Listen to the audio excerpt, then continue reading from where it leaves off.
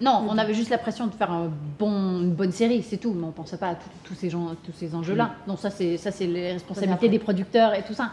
Non, nous, on veut juste faire notre travail bien jouer, être le plus crédible possible, voilà, s'amuser. Être exigeant. Être exigeant. Tu veux commencer? Non. Ok. Très fine, Lola, ça va. Alors, Cheyenne, c'est une femme extrêmement loyale, un peu rigide, mais très très humaine. Voilà. Donc c'est un peu tout ça en même temps.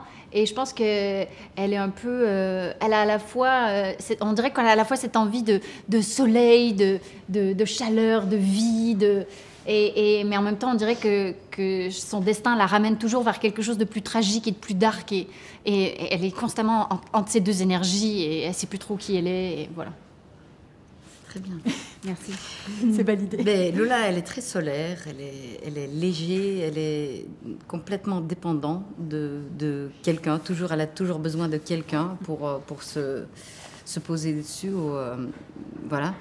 Elle est rigolo. Je trouve que malgré elle a beaucoup d'humour. Ouais, elle se rend pas compte. Elle se rend pas compte. Elle est un peu stupide, mais en même temps pas du tout. Il y a une intelligence énorme, mais en même temps elle est un peu stupide. Ouais. Elle s'en fout de tout.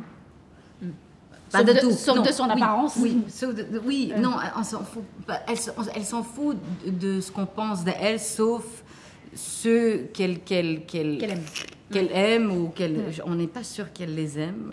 C'est plutôt la dépendance. Tu les aimes parce que tu as besoin de... Ah non, moi, mon amour pour toi, il est vrai. Ton amour pour moi, oui. Mais pour tous les hommes que tu fréquentes dans cette série... Non, mais ça, c'est un autre truc. Ça n'a rien à voir. Puis, quoi d'autre? Ben voilà, c'est surtout la légèreté. Et moi, je trouve que ces deux personnages, à cause de ça, parce que Cheyenne, elle est lourde plutôt, et Lola, elle est léger, solaire, blonde. Ça marche énormément bien ensemble. On se uplift. Ouais. We lift each other up. Ouais. Le yin et le yang. Et c'est bien dit, ça. Le yin et le yang. J'y ai pas encore pensé. La nuit. Et le jour. Et le jour. Ah ben carrément. La quoi? La raison. La raison d'être. Si. Oui, on a besoin de Lola. Oui, mais Virginie, la scénariste, disait qu'elle créait un espèce de chaos productif, tu sais. C'était une fouteuse de chaos qui, en fait, qui allait toujours vers quelque chose de productif à la fin, qui amenait quelque chose de... Oui. Bah, bien ou mal, je sais pas, mais en tout cas, ça crée quelque chose, quoi. Oui. Et ça, j'aimais bien cette image. Oui. Parce qu'en fait, t'as pas confiance en ce personnage en vraie vie. Si tu la vois, tu te dis, mais tu sais rien faire, tes deux doigts ou tes deux mains, et tu fous de la merde tout le temps. Mais c'est vrai qu'à la fin, justement, je suis aidée par toi à chaque fois. C'est clair. Tu t'en rends pas compte, mais Merci. Ouais. Oui, elle peut pas se passer de moi, c'est sûr. C'est clair. J'ai pas compris. J'ai dit que tu pouvais pas te passer de moi. Ah oui, non, ça c'est clair. Oui. Non, mais c'est réciproque, donc ça va. Oui. Moi, si j'ai pas ton attention, je meurs, quoi. Mais d'ailleurs, je le dis à un moment donné.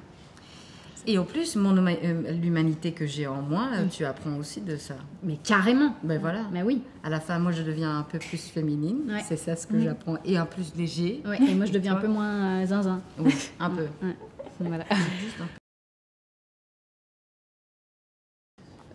Je sais que c'était un désir du réalisateur, Esch, de donner cette ambiance western, mais ce que ça apporte à la série, en tout cas, moi, ce que j'aimais bien, c'est ce côté un peu cru, quoi, de tout, où on était vraiment dans une espèce dans un désir d'être le plus naturel possible, quoi. Il y avait un vrai désir de naturalisme dans tout, dans le jeu, que tout soit très crédible, qu'on ne sente pas nécessairement les décors, que tu vois que...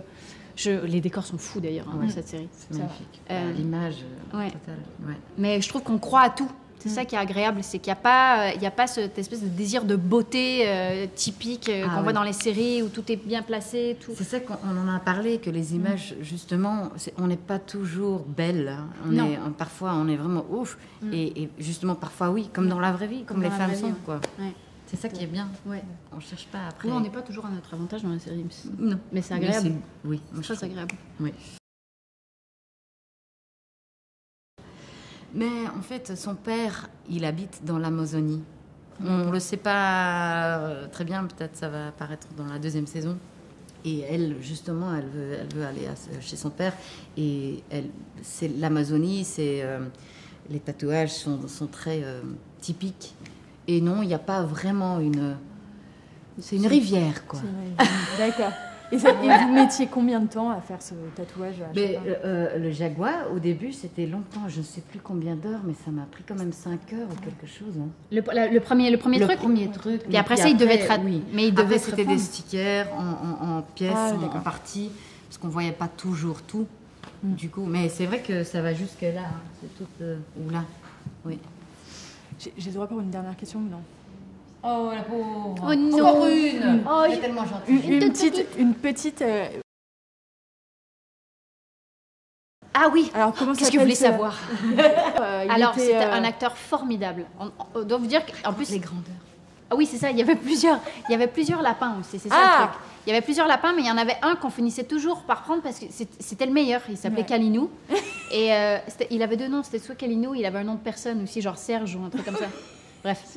Et en fait, mais vraiment, il portait super bien son nom parce qu'on le posait et il bougeait plus. Oui, mais après, ils ont pris un autre. Non, c'était le même, mais il avait doublé. Oui, c'est ça. Parce que si on regarde bien, parce qu'évidemment, on n'a pas shooté la série chronologiquement.